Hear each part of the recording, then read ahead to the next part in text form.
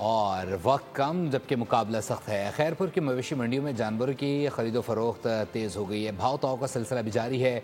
मजीद बता रहे हैं हमारे नुमाइंदे गुलामुल्लाह सयाल। जी गुलामुल्लाह सयाल, अपडेट कीजिएगा।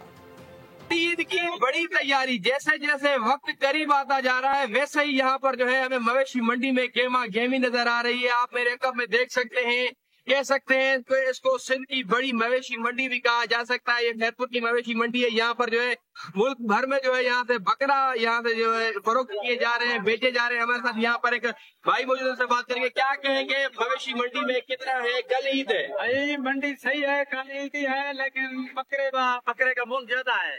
अच्छा, तो क्या समझते हैं यहाँ पर जो है जो लोग हैं आए हैं वो सुन्नत इब्राहिमी कर पाएंगे, नहीं कर पाएंगे? हाँ जी कर पाएंगे। कैसे देखते हैं मवेशी मंडी को? सही है, माशाल्लाह बेहतरीन है।